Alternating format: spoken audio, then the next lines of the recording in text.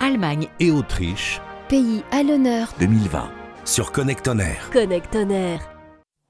L'interview sur Connect On Air, depuis le salon de la radio. Nous, on vous amène la radio chez vous avec RCF, radio chrétienne, mais pas seulement, avec la présence de Bertrand Lachana, chef d'antenne de RCF, qui gère notamment le réseau. Bonjour. Bonjour.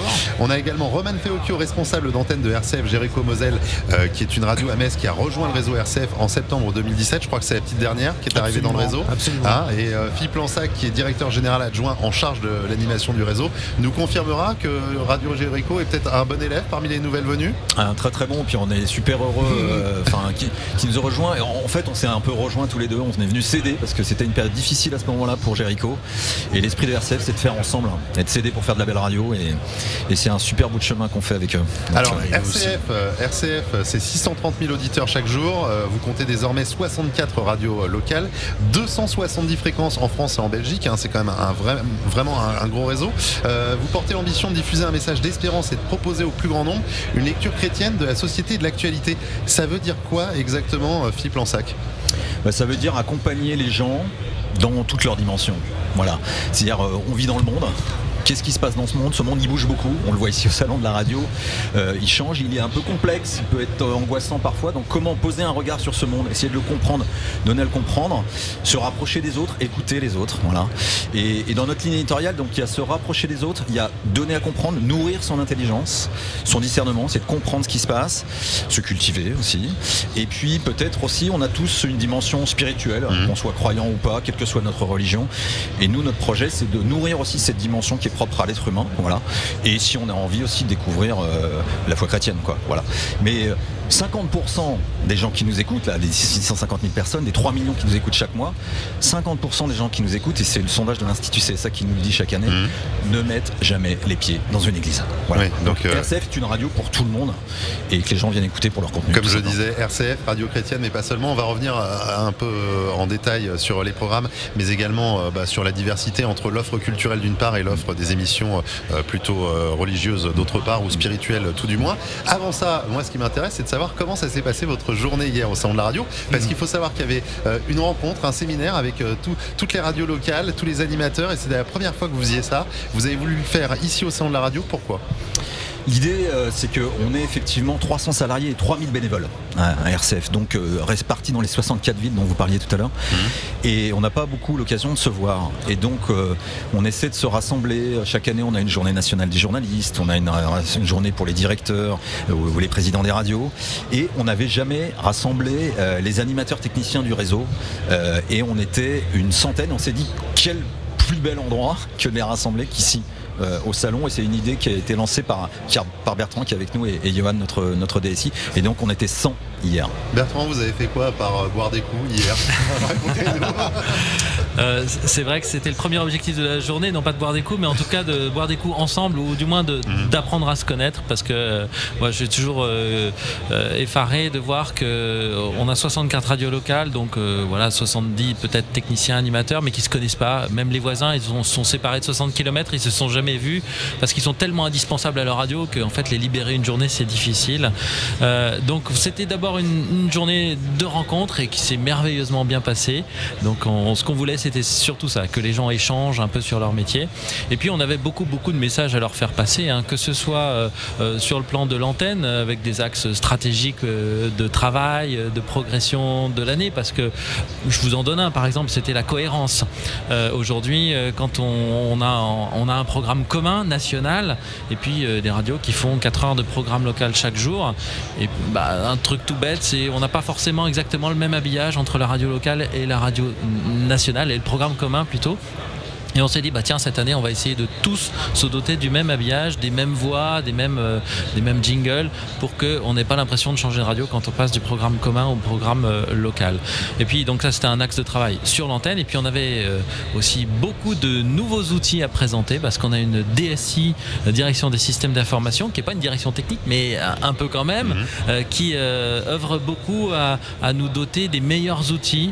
Et voilà, pour une radio locale, c'est difficile d'acheter un logiciel, d'acheter des équipements qui sont professionnels parce qu'elle n'a pas beaucoup de moyens. Mais comme on négocie pour tout un réseau, on arrive à avoir des prix et du coup à pouvoir installer les mêmes solutions et innovantes. Et d'ailleurs, on est présent sur le salon, sur le stand A10. Si vous voulez voir un truc qui n'a jamais été fait encore, l'intégration d'un studio totalement virtuel, sans aucune console de mixage. Et ça, c'était par exemple une demande qui nous a été faite par des radios locales. Je pense particulièrement à Avignon, qui un jour nous a dit nous, on n'a pas de technicien salarié, ou on en a qu'un, il n'est pas assez là pour enregistrer tout ce qu'on a à faire. On a plein de bénévoles. On a besoin d'autonomie. On a besoin d'autonomie parce que ces bénévoles, ils sont pas techniciens, ils ont peur des consoles de mixage. Donc faites-nous un truc qui marche avec juste une tablette tactile. On ouvre les micros, on envoie les jingles et puis on s'enregistre et voilà. Et donc on a inventé quelque chose comme ça. C'est toute l'équipe de la DSI qui a inventé ça et on présente ça sur le salon. RCF, radio novatrice. Romaine Feocchio, donc dernière radio, cette radio de Metz, arrivée dans le réseau RCF. Elle s'est passée comment cette journée au salon de la radio hier avec les autres équipes? C'était très intéressant de rencontrer les petits copains du réseau. 64 radios, tout le monde est à bord du même bateau. Et c'était intéressant de partager aussi bien les interrogations que de se rencontrer, parce qu'en fait, pour bien faire de la radio tous ensemble, il faut se voir, il faut discuter, il faut se rencontrer, il faut comprendre les problématiques des uns, les solutions des autres, échanger, se serrer la main, boire des coups également, et participer au développement et que tout le monde se connaisse au sein du réseau. Et quand on se connaît bien, on travaille mieux et donc c'est valorisant pour tout le monde, quoi. Et la journée était très intéressante, également pour dynamiser les troupes, pour ramener de la fraîcheur chacun dans sa radio locale, parce qu'on a toujours tout le monde a la tête dans le guidon, tout le monde est toujours pressé comme un citron, ou du moins c'est un métier qui est exaltant mais aussi épuisant, et le fait de revenir en sentant une dynamique tous ensemble permet de ramener des ondes positives, chacun dans sa région. Bertrand Lachana parlait d'uniformiser au moins la façon de mettre en ondes, même si on garde la particularité de chaque radio locale, parce que RCF est un vrai réseau, on va y revenir. Je crois qu'à même pas 50 km, il y a des voisins de RCF Jéricho-Moselle, vous êtes à Metz, mais il y a également à Nancy. Il y a Nancy, il y a maintenant on parle du Grand Est également, il y a donc Strasbourg, il y en a d'autres, et le tout c'est de travailler aussi bien en proximité locale vraiment immédiate, et de partager également les réalités locales, la réalité du terrain avec les confrères de Nancy et de Strasbourg, et tout ça dans une optique de couvrir le Grand Est et d'être tous ensemble également. On l'a compris, donc les équipes d'RCF qui sont venues de partout. Philippe Lansac, directeur général adjoint en charge de l'animation du réseau. Le réseau, justement, comment on fait pour avancer tous ensemble petit à petit et pour arriver à avoir une offre qui soit vraiment séduisante pour les auditeurs? Notre motto à nous et notre ADN, c'est la proximité. Être proche des gens. Voilà. Alors la proximité sous toutes ses formes, parce qu'il y a la proximité géographique, mais il y a la proximité relationnelle, il y a la proximité de sens, il y a la proximité de ton, voilà. Et donc nous, et c'est tout l'enjeu derrière tous les outils techniques dont on a pu parler là avec les animateurs techniciens, c'est que derrière l'idée de cette proximité qu'on a générée hier aussi en se retrouvant tout simplement, mais derrière tous les outils, ces 5 dernières années, toutes les stations RCF par exemple ont changé tous leurs outils de production. Voilà. Et avec David System, on a mis du DIAS, et ces outils ils sont là pour qu'on ait des outils cohérents, pour faire entendre la proximité, certes à Metz ou à Nancy, mais pour que ce qui se passe à Metz, on l'entend d'ailleurs aussi. Parce qu'il y a quelque chose de particulier dans notre beau pays hexagonaux centré à Paris, c'est que nous, RCF, on est la seule radio nationale de France dont le siège, un, n'est pas à Paris, il est à Lyon, et deux, qui n'aimait pas à Paris, notre jolie capitale centralisée française. Et nous, notre conviction, c'est que ce qui se passe à Metz, ce qui se passe à Vannes, ce qui se passe à Gap, ce qui se passe à Clermont, ça peut intéresser aussi les gens ailleurs en France. Voilà. Il faut en parler là où nous sommes, mais faire résonner ça. Et donc tous nos outils nous permettent de faire des directs entre le national et le local avec tous ces outils-là, mais aussi en région. Et je rejoins ce que disait Roman à l'instant, c'est-à-dire que tout d'un coup, les gens qui habitent à Metz, ils sont intéressés de savoir la super expo qu'il y a à Strasbourg ou le super festival qu'il y a à Nancy. Et nous, notre conviction aujourd'hui, c'est que dans cette proximité, aujourd'hui, il y a un nouveau spectre de proximité qui est la proximité régionale, qui correspond à la vie des gens, à la vie des actifs. Les gens se déplacent, on sait 60% des gens écoutent la radio en voiture, et donc ils sont, je sais pas, quand ils sont dans la région Rhône-Alpes, ils sont entre Lyon, Saint-Étienne, Grenoble et Annecy. Pareil dans toutes les régions. Et donc on se dit, nous on a vocation aussi ensemble, en région, à travailler beaucoup plus ensemble, et c'est ça une grande partie de mon job. On a construit des tranches régionales, notamment sur la séquence du 18-19 heures, où on propose à nos auditeurs, parce que le premier truc c'est nos auditeurs, on leur propose une info qui n'est pas micro-locale, qui n'est pas nationale, qui est plus large, et où, à l'heure où je suis en voiture à ce moment-là, j'entends parler, quand je suis à Rennes, j'entends parler de Brest, de Saint-Brieuc, de Vannes, et tout d'un coup, grâce à toutes nos rédactions, on arrive à avoir des journaux régionaux, à avoir des invités régionaux, à avoir des chroniqueurs régionaux, et donc à savoir ce qui se passe autour de moi. Voilà. Donc c'est ça aussi un fonctionnement un peu à la France Bleue quelque part, j'ai envie de dire. Pas si loin que ça en fait. Ouais, à la France Bleue, c'est même rigolo, on est même plus nombreux que les France Bleues. Je prends l'exemple de la région Auvergne-Rhône-Alpes. Mais avec plus de bénévoles chez vous. Hein. Ah bah oui, parce qu'on n'a pas les moyens de France Bleu. non, mais on est beaucoup plus petits, mais on a la chance d'avoir plein de gens super engagés. Hein. C'est les Radiolix, c'est des bénévoles, des passionnés. Et je vois par exemple dans la région Auvergne-Rhône-Alpes, sur 12 départements, on a 11 radios. Voilà, quand France Bleu en a 4. Voilà. Donc on est vachement. Et nous on n'est pas à Lyon. Je dis nous parce que moi je travaille à France Bleu. On n'est pas à Lyon. Voilà. Donc en tout cas, ce qu'on essaie de faire, c'est effectivement à l'heure aussi, je pense que c'est vachement important. On a vécu la crise des gilets jaunes l'année dernière. On a vu pour notre métier, les journalistes et médias, cette remise en cause forte par les gens du métier de journaliste. Hein. On a même vu des journalistes se faire insulter, souvenez-vous, en disant on ne veut plus écouter les médias. Nous, notre conviction, c'est que justement, les gens, et on l'a vu, ils se rassemblaient sur des ronds-points, ils avaient envie de se rencontrer. Et nous, on pense que médias de proximité aujourd'hui, face à ce qu'on vit la société, ce qu'on a vécu, notamment avec la crise des Gilets jaunes, on a besoin de ce côté circuit court, comme on dit dans le bio, circuit court de l'info, et en très forte proximité, pour aussi renourrir la confiance dont on a besoin avec les gens, et que les gens viennent s'informer avec des gens dans ce métier. 64 radios locales, 270 fréquences en France et en Belgique. Je me tourne vers Roman Feocchio, qui est responsable d'antenne de RCF Jéricho Moselle à Metz, qui est la dernière radio qui a rejoint le réseau RCF. Comment on travaille au quotidien ce côté local? Vous avez des rapports, je ne sais pas, avec le conseil général, avec la ville de Metz? Il y a des élus qui viennent à la radio? Est-ce que vous faites des émissions sur le cinéma, les concerts? Comment ça se passe, hormis les émissions religieuses, toute cette partie vraiment locale, culturelle? Alors j'ai envie de dire pour l'exemple d'RCF Jéricho Moselle à Metz, on est environ 50 à travailler dans cette radio. On va dire mais qu'est-ce que c'est, 50 salariés? Non, mais c'est gros effectif.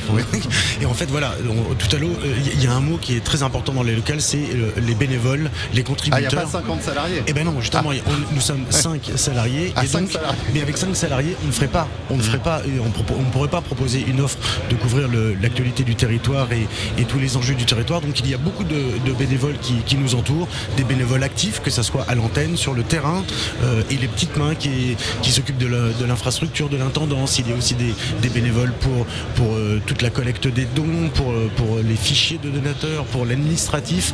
Donc c'est une équipe quand même soudée. Et au niveau des échanges avec les acteurs locaux et tout ce qui est culturel, comment ça se passe? Donc que ce soit pour le journalisme ou pour la culture, tout le monde connaît RCF Jéricho Moselle, tout le monde vient à RCF Jéricho Moselle, et RCF Jéricho Moselle va à la rencontre également de tous les décideurs et de toutes les institutions, que ce soit le conseil départemental, les relations avec la mairie, la relation avec les salles de spectacle, avec les organisateurs d'événementiels, avec l'opéra-théâtre, avec les cinémas, les restaurants. Oui, donc il y a tout un maillage qui est en place. Toute la vie, nous essayons de représenter et d'aller à la rencontre de la vie locale au plus précis et au plus général également, quoi.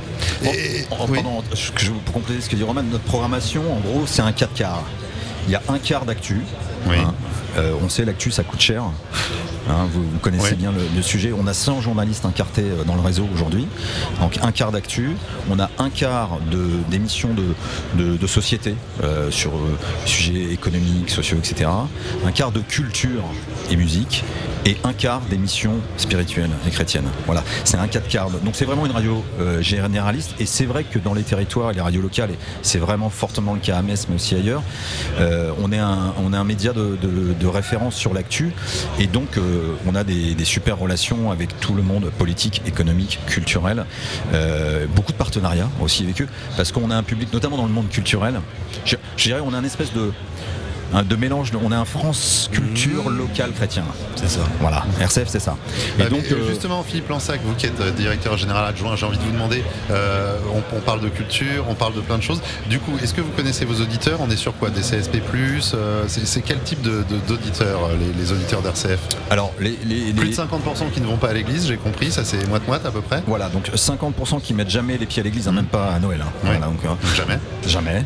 Un quart qui se disent athées, d'autres religions, sans religion. Voilà. Après, nos auditeurs, ils ont une moyenne d'âge de 56 ans, un petit peu moins que la moyenne des radios généralistes en France. En gros, c'est kiff-kiff. Et puis après, on a des auditeurs qui, en termes de CSP, sont assez représentatifs de la population française. Donc c'est varié. Ce qui est sûr, c'est que grâce à notre maillage territorial, on a beaucoup d'éditeurs qui aussi ne sont pas dans les grandes villes. Voilà. On a, grâce à toutes nos fréquences, on est très présent dans le monde rural. Il y a des lieux, on parle beaucoup du désert français en ce moment en France. Il y a des lieux où il y a quasiment que nous. Enfin, il n'y a plus de grandes radios nationales. Pendant très longtemps, par exemple, je pense à l'exemple d'Annecy, qui n'est pas un désert, mais Annecy, il n'y avait pas RTL. Voilà. Et RTL, ils ont une fréquence depuis 5 ans. Voilà. Mais il y avait RCF depuis 30 ans. Mais je pense à la Lozère, je pense à la Creuse. Voilà, tous ces endroits-là, on est très présents. Donc il y a beaucoup de gens aussi qui sont dans des petites, moyennes et petites villes, et ça on y tient beaucoup. Voilà, la France n'est pas un pays de grandes villes, il y a aussi des gens qui vivent dans ces territoires ruraux et ces petites villes, et ça c'est très important de les faire entendre. On le disait en préambule ici sur la radio du Salon de la Radio, RCF Radio chrétienne, mais pas seulement un quart d'émissions religieuses, ou en tout cas sur ce thème spirituel. Là il y a les municipales qui approchent. On a compris que RCF avait un vrai ancrage au niveau des territorialités. J'ai envie de vous demander, Bertrand Lachanat, comment ça va s'organiser municipal? Est-ce qu'on vient déjà vers vous pour avoir des débats? Vous avez pensé à ce genre de choses, puisque vous faites quand même beaucoup d'informations, un quart? Ça rejoint exactement ce que vient de dire Philippe.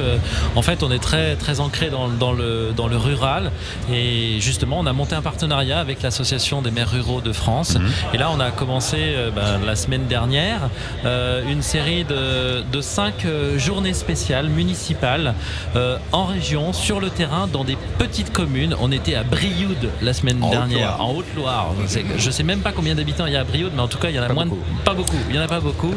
Et on s'est déplacé sur place pour aller faire le grand invité de la matinale. On a fait une émission de débat d'1 heure aussi dans la matinée, la mi-journée, et puis le soir on a poursuivi par un débat local aussi avec les élus, les acteurs, les gens du coin. Et on va faire ça comme ça tout au long de la campagne des municipales. On va se déplacer la semaine prochaine dans le Var, sur la petite commune de Signes. Voilà, je sais même pas où c'est, je crois que c'est près de Toulon.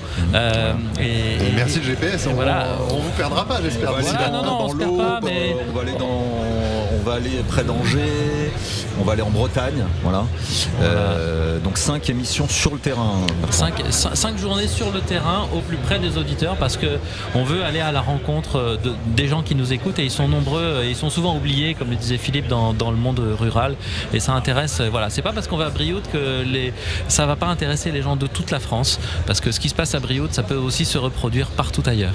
Alors on a parlé de la part d'émissions généralistes et religieuses, un quart d'émissions religieuses. On a parlé de l'ancrage local qui est très fort du réseau RCF.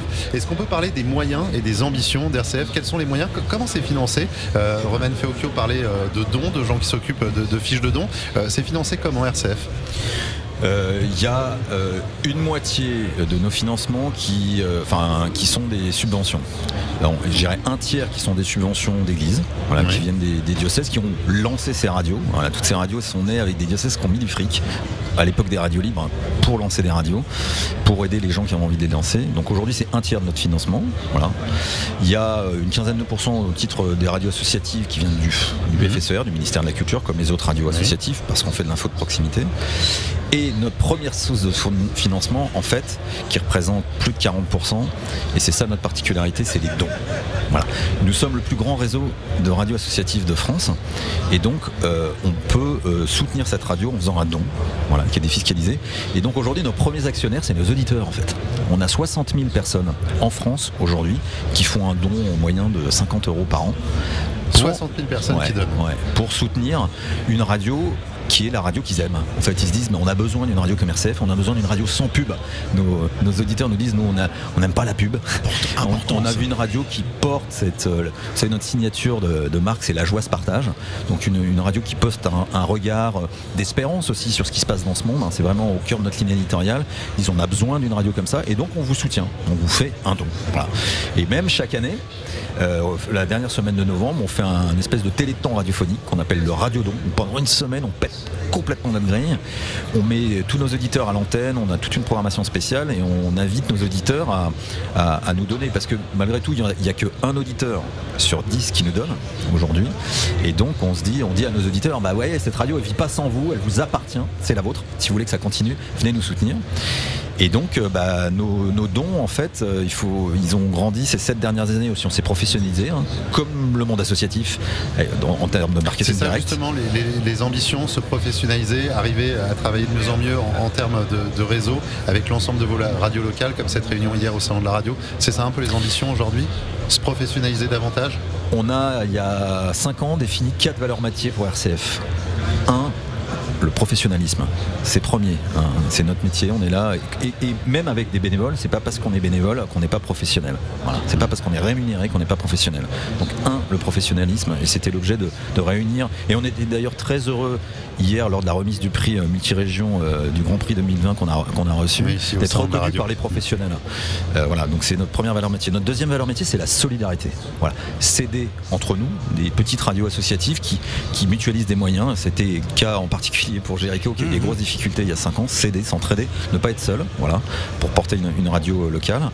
Solidarité parce que nous on donne beaucoup la parole aux acteurs de la solidarité aussi en France. Voilà. Troisièmement, la créativité. Je pense que c'est le propre du métier d'animateur de journaliste, c'est créatif, inventer plein de trucs, et c'est ça qui fait la passion de notre métier. Et la dernière valeur métier, c'est l'enthousiasme. Combien même ce serait compliqué, combien même on serait fragile, combien même en tant que radio on aurait des problèmes de fric, voilà, on y croit, on regarde l'enthousiasme, on garde la passion. Parfois on peut pallier justement à certains déficits de moyens ou de choses comme ça par la passion, l'envie. Quand on a peu de moyens, quand on a des contraintes, on le sait, ça invite à inventer des trucs, quoi. Ouais, je suis sûr que ça parle à beaucoup d'entre vous qui nous regardez, qui nous écoutez, qui travaillent en radio associative, parce que c'est vrai que c'est important d'en parler. Il y a toutes les radios qui sont représentées ici au Salon de la Radio. Comment ça s'est passé? Roman Feocchio, responsable d'antenne de RCF à Metz, et Bertrand Lachana, qui est chef d'antenne de RCF mais qui gère le réseau. Quand vous êtes rencontrés, ça se passe comment en fait? C'est une sorte de visite de tour de France pour aller voir toutes les locales et notamment les dernières venues comme Metz? Exactement, j'étais à Metz il y a 2 semaines. Il y a 15 jours. Il y a 2 semaines. Voilà, j'essaye de faire ça parce que vous savez, ce qu'on voudrait surtout pas, c'est qu'il y ait un fossé entre nous, entre le national. Même si on n'est pas à Paris, on peut parfois avoir le sentiment de faire un peu de parisianisme, pardon, mais voilà, la tête de réseau, Lyon, même si on est à Lyon, il faut absolument qu'on crée des ponts, qu'on maintienne ces liens entre nous et les radios locales, entre le programme commun et les locales. Et donc pour ça, je me déplace en France beaucoup, comme Philippe d'ailleurs, à la rencontre des radios, pour aller les écouter, pour aller les aider, répondre à toutes leurs questions, parce que forcément on a beaucoup d'infos à faire passer et on a beaucoup d'infos à faire remonter aussi. Moi je m'enrichis énormément au contact de gens comme Roman, que je connaissais pas bien avant il y a 2 semaines, et maintenant je crois qu'on peut dire qu'on est vraiment copains. C'est-à-dire vous avez eu des rapports via mail, téléphone, mais vous avez vu qu'il y a 2 semaines, c'est ça? C'est ça. Alors parfois on échange sur l'intranet ou par des mails, du téléphone, mais c'est pas pareil quand on se connaît. Moi c'est très important pour moi d'aller voir comment ils font de l'antenne dans la radio locale, si les outils, si l'habillage, si la musique, si tout ce qu'on essaye d'impulser au niveau national est bien compris, et puis qu'on découvre aussi des nouveaux talents. Moi j'ai découvert Roman au micro, franchement il est super bon, et je me dis il est pro, il a de l'empathie, il a de l'enthousiasme, mais il a toutes les valeurs Il va métiers falloir réunies en lui-même. prévoir un billet de train pour aller à Lyon. Eh ben, c'est exactement Elle est ça. simple. C'est exactement ça. Je me dis peut-être un jour, Roman, on pourrait faire profiter l'ensemble du réseau de son talent. Je sais pas comment, à l'antenne, hors antenne, j'en sais rien, mais en tout cas, c'est hyper important qu'on crée des ponts et qu'on maintienne ce lien entre nous. Oui, alors ce réseau de radio locale, c'est donc épaissi petit à petit. RCF Jéricho-Moselle, parce qu'à la base, il y a Radio Jéricho, et qu'avant septembre 2017 et avant que vous rejoigniez le réseau RCF, Jéricho existait déjà depuis fort longtemps. Comment ça s'est passé, cette migration vers RCF et intégrer le réseau en interne pour vous? En interne, j'ai regardé ça d'un œil un petit peu extérieur, mais ce qui est sûr, c'est que Radio Jéricho a duré pendant 30 ans sur Metz. Les réalités économiques ont eu raison d'une belle radio régionale chrétienne à l'époque. Et ce qui était intéressant dans le passage à RCF, dans le réseau, d'intégrer le réseau RCF, c'est les moyens que le réseau amène. Alors ce n'est pas forcément des moyens techniques ou des moyens financiers, bien sûr, mais c'est de rentrer dans une structure qui est cadrée, qui a des forts départements, qui amène des réponses à toutes nos questions, qui nous aide également à rentrer dans ce qu'on appelle le maillage informatique, de se remettre à niveau, tout simplement, de remettre la radio à niveau. Et le passage s'est fait non pas sans douleur, mais en tout cas dans une continuité assez certaine, assez évidente à l'antenne, et d'intégrer les programmes locaux au sein du programme commun. Et ça s'est fait assez naturellement, avec beaucoup d'apprentissage pour tout le monde. Et c'est là aussi où le réseau a sa force, c'est que dès qu'on a une question, et les questions, il y en a 1000 à la minute quand on arrive dans une nouvelle entreprise, en fait, quand on rejoint le bateau, le vaisseau amiral, les réponses, on les avait tout de suite. Moi, c'est ce qui m'a halluciné au début, c'est que on envoyait des mails quand on avait une question technique, une question de communication. On avait toujours un interlocuteur, on a toujours une réponse pour avancer, pour construire la radio locale dans le serrage de la radio nationale. Et ça, c'était fascinant, quoi. Ouais, moi je rajouterais du coup, parce qu'en fait, la tête de réseau, là, à Lyon, on n'est pas une tête de réseau qui décide pour tous. Les décisions, elles sont prises dans le réseau par toutes les radios locales.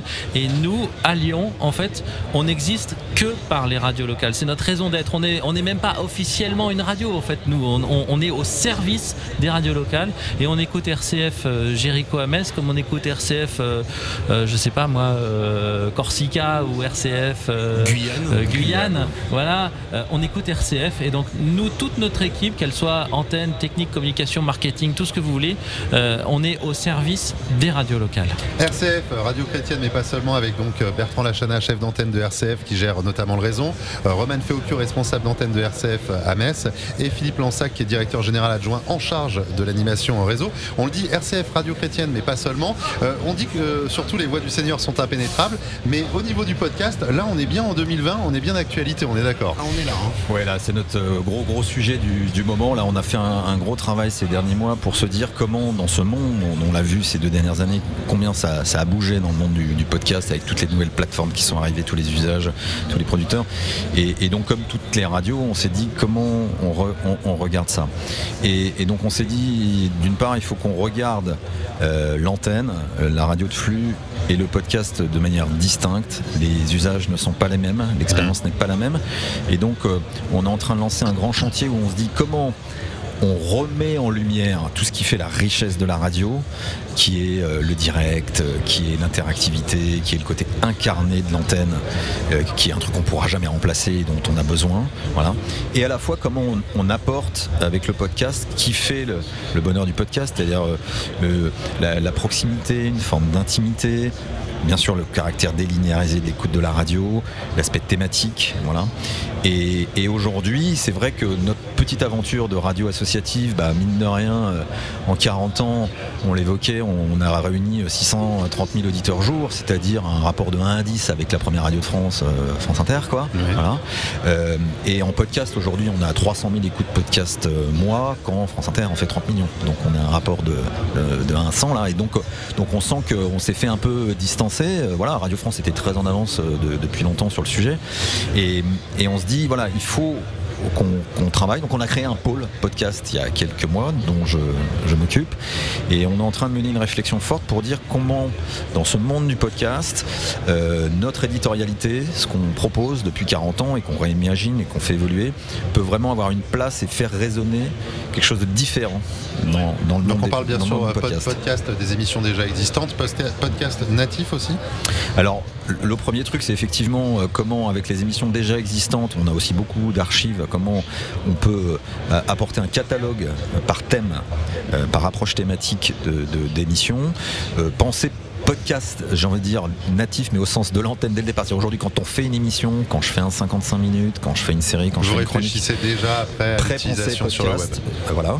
Et puis enfin, on commence à faire émerger des projets de podcast natifs, mais ça va venir plus doucement. Voilà, mais on a des idées en tête. La première grande étape, et je vous l'annonce un peu ici, c'est un peu nouveau, c'est un peu le scoop, c'est qu'on va faire un gros relifting de notre appli. Voilà, on va démarrer par notre outil propriétaire. On sait combien c'est un enjeu pour les radios aujourd'hui par rapport aux plateformes. Comment on arrive à porter l'expérience utilisateur sur les outils propriétaires de la radio. On sait que c'est un enjeu. CBUL, la Radio France, on a beaucoup parlé l'année dernière. Nous, on a la même conviction. Comment on apporte aux gens cette expérience, ces usages, et donc on prépare pour très bientôt une nouvelle version de notre appli dans laquelle toute l'expérience utilisateur podcast, on pourra la retrouver. Mais c'est bien parce que quand on vous entend parler, on comprend quelles sont les préoccupations, les intérêts, les questions des gens qui dirigent les radios, les gens qui la fabriquent, qui y travaillent au quotidien. Et c'est pour ça que c'est le salon de la radio et de l'audio digital. Ici, on trouve de tout. On parle beaucoup podcast. Il y a beaucoup de conférences sur les podcasts juste à demain, ici Grandal de la Villette. Est-ce que la partie image, radio filmée, ça vous intéresse aussi en quelques mots les uns et les autres, en une minute? Aujourd'hui, ça nous intéresse, mais pour de la com. Très clairement, dans notre stratégie aujourd'hui digitale, on se dit, nous, on a un média de la parole, on est un média sans écran, on a un média de l'intimité de la parole et du son. C'est notre cœur de métier, et donc on se dit très clairement, c'est ça notre métier, on ne veut pas devenir une télé. Voilà. Donc on veut vraiment se centrer là-dessus, et pour nous, l'explosion du podcast et de l'audio digital au sens large est une chance, est une opportunité merveilleuse pour ceux à quoi on croit, c'est-à-dire un média sans image. Bertrand Lachana, tout comme Philippe Lansac, vous êtes plutôt axé sur la voix encore, plus que l'image? Ouais, l'image, comme le disait Philippe, ça va être pour pousser quelque chose sur les réseaux sociaux, parce que là, on a vraiment besoin d'images sur les réseaux sociaux. Le son tout seul, c'est difficile, mais pour moi, ça va pas beaucoup plus loin. Voilà, c'est pas notre métier de faire de l'image, donc on en fait un petit peu, mais on va rester sur notre cœur de métier, le son. Alors, Roman Feocchio, responsable d'antenne de RCF Jéricho-Moselle, vous, il y a une particularité parce que je crois qu'il y a pas mal de choses qui sont faites au niveau image. Il y a un département qui s'occupe de ça à côté de Radio Jéricho, à la marge. Voilà, absolument. C'est-à-dire que nous travaillons en partenariat avec le service communication du diocèse, alors également sur des émissions radio, sur les rendez-vous phares de l'actualité du diocèse et de l'actualité de l'église catholique en Moselle, et donc au-delà aussi dans le Grand Est. Et au niveau de l'image, il y a une web TV du service communication du diocèse, et nous travaillons en collaboration également. C'est-à-dire que naturellement, quand il y a un bel événement qui va être filmé, qui dit une belle vidéo dit d'abord un beau son. Alors on vient nous appeler pour avoir du beau son. Et ben quand il y a un bel événement avec une belle image et un beau son, pourquoi on récupérerait pas le bon son pour en faire des beaux programmes audio? Donc il y a tout ce travail en collaboration. Les images aussi pour publier sur Facebook, être présent sur les réseaux sociaux. Et alors nous, au niveau de la réalité locale, l'image est assez importante, oui, du côté réseaux sociaux, Facebook, Twitter, toutes les applications, pour rendre compte par l'image également de ce qui se passe sur le terrain. Les journalistes, quand ils se déplacent, que ce soit une photo ou un Facebook Live, ou quand il y a des ordinations à la cathédrale de Metz, et en plus ça fait des super images quand même, il ne faut pas se le cacher. Donc tout cela, on s'en sert beaucoup, mais plutôt sur la partie réseaux sociaux et numérique. Au niveau de l'antenne, on renvoie naturellement nos auditeurs, puisque la radio n'est pas que de la radio, il y a aussi tout le reste, tous les autres pôles, et tout ça, ça contribue à développer la marque RCF un peu partout. Je vous remercie à tous d'être venus ici. On a pu parler d'RCF, en apprendre un peu plus sur le réseau, les moyens, les ambitions qui sont très importantes, on l'a appris. On vous remercie également d'avoir fait votre séminaire hier au salon de la radio, parce que ça c'est quand même une belle aventure. On vous souhaite bonne balade, des conférences, des showcases. Il y a plein de choses qui se passent encore ici. Moi, dans une heure, je recevrai l'équipe du Vacher Time sur Fun Radio. Je pense que ce sera une toute autre ambiance, mais je pense qu'on va se retrouver sur des sujets communs. Et puis bien sûr, la radio du salon de la radio continue ici. Le salon de la radio et de l'audio digital. 3 jours pour découvrir toutes les nouveautés qui rythment l'ensemble du marché de la radio.